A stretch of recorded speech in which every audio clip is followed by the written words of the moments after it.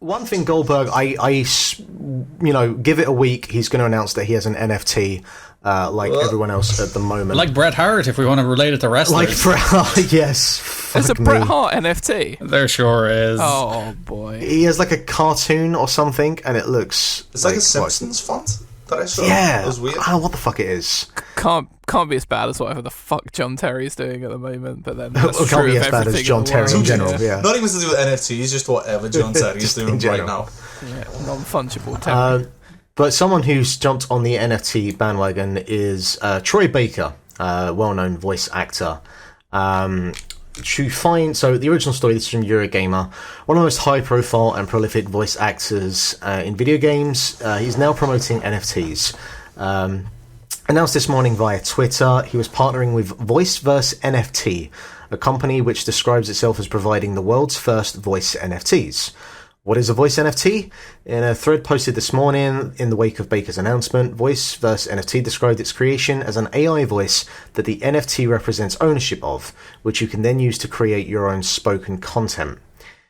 It's unclear whether Baker is actually leading his own voice to be sought on this service, or whether it's just a partnership to promote the idea. It's kind of unclear at the moment. I am shocked that something about NFTs would be unclear and ambiguous. That is unlike them.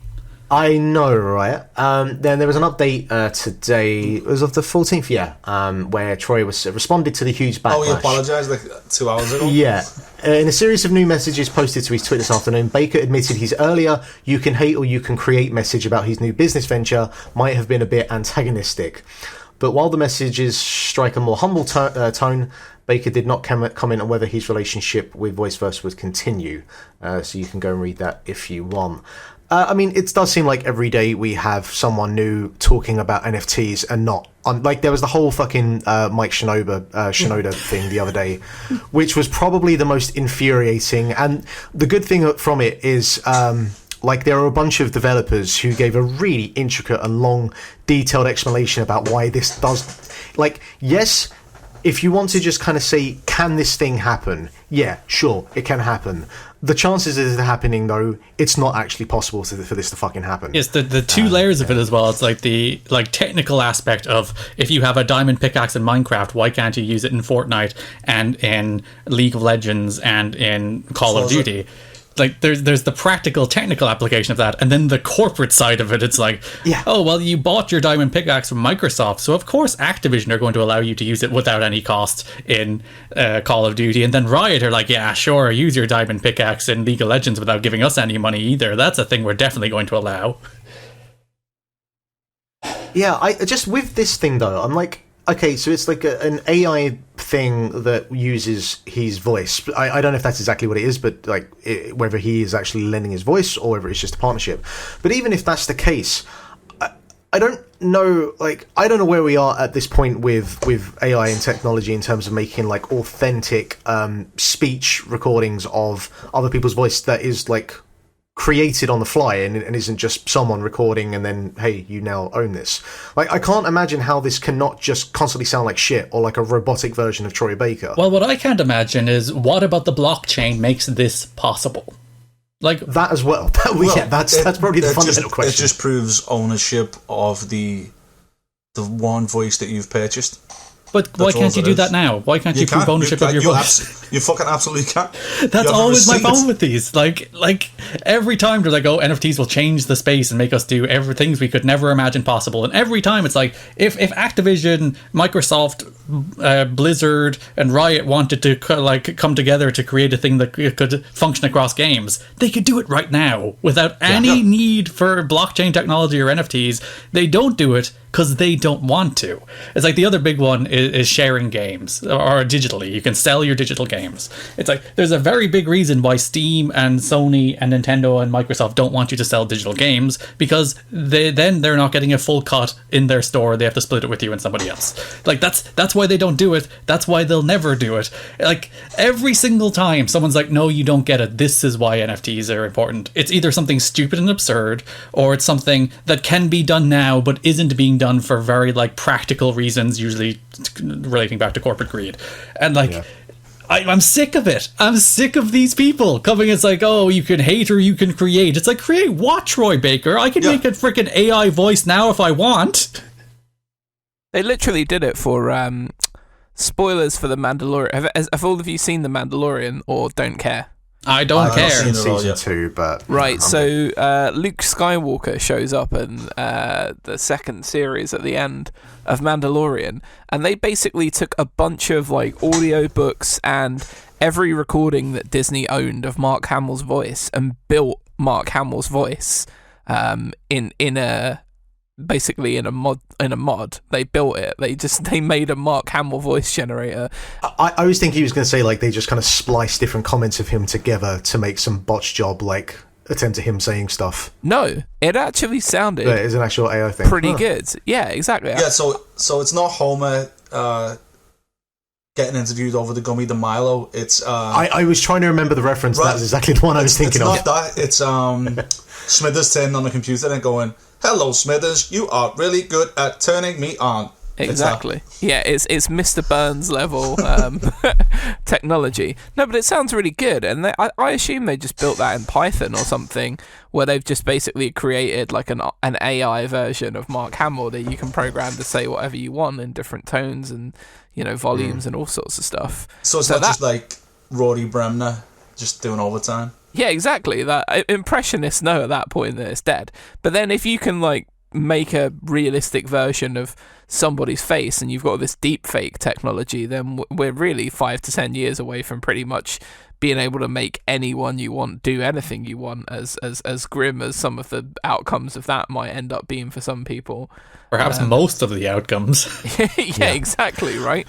But like for me sorry Jack, please finish. I was going to say, just to finish it, and you don't need blockchain technology to do any of this shit. You can normally do it as it is.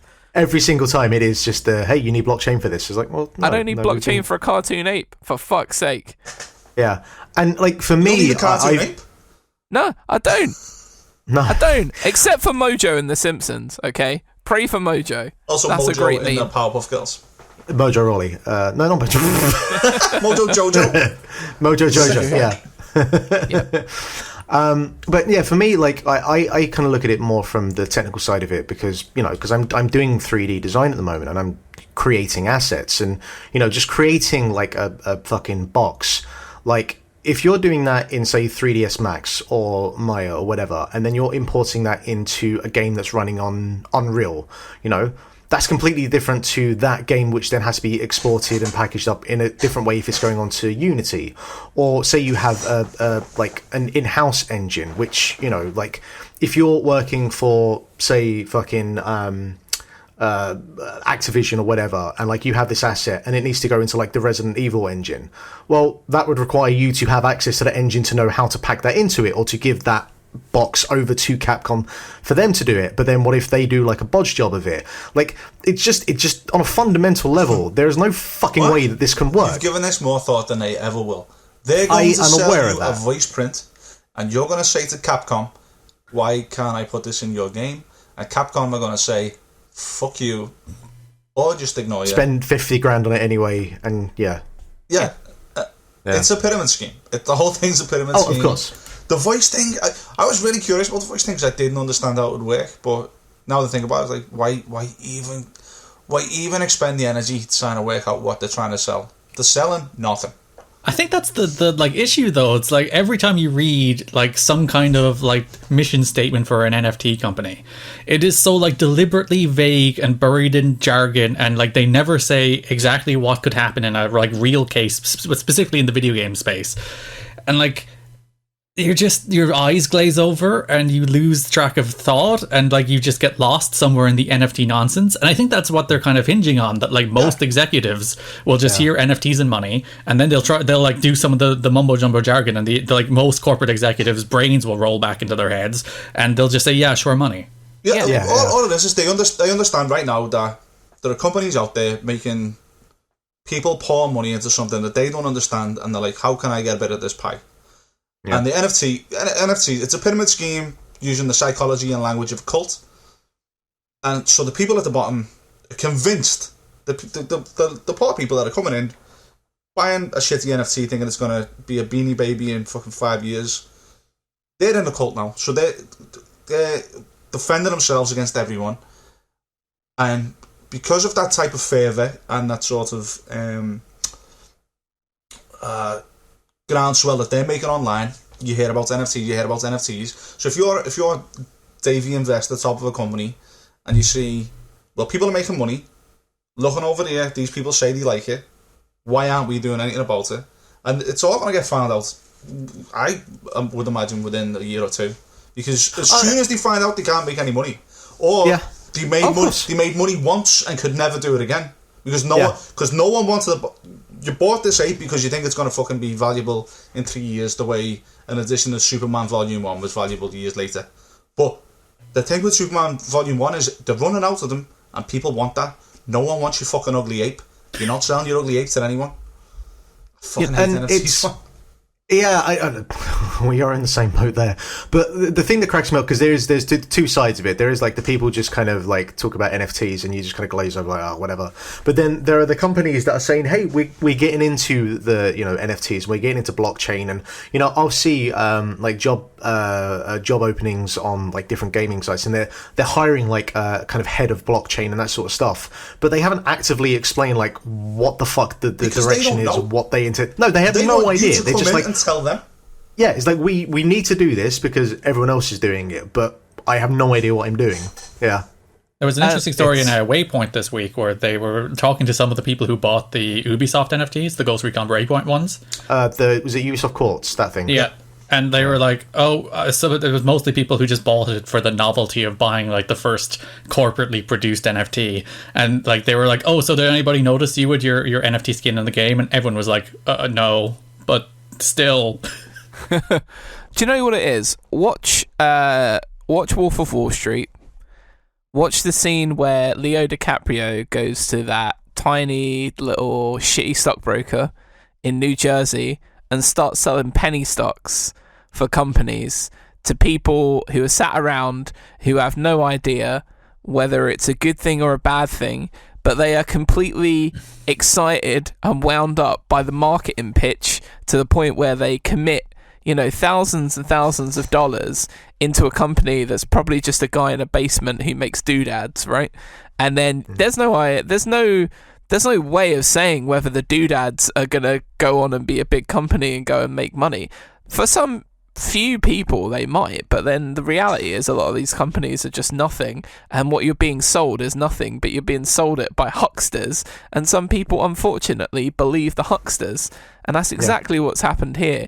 It is just a shit version of the stock market, but instead of buying into companies that actually might go up and down and could genuinely have some sort of long-term form of success, you're buying, as Sean says, a shitty cartoon ape, which no one gives a fuck about. Like, no one cares about your Beanie Baby collection past like a year and a half after they came out, and no one definitely gives a fuck about your shitty cartoon ape that, as everyone says on every comment thread, you can right-click save as if you really want to see it again. Yeah. I will say, I was impressed with the gall. There was a sponsored post on GamesBeat this week of like... Oh, yes, I saw that. Why the gaming world it needs NFTs and isn't ready for it. It's something like that. But I truly admired the person in the sponsored post compared the advent of NFTs to the advent of intercontinental travel. I was like, the fact that you go from Europe to America is the same as NFTs. Jesus Christ, man. It's like, but the other thing is as well, it's like this idea that we have say 1,000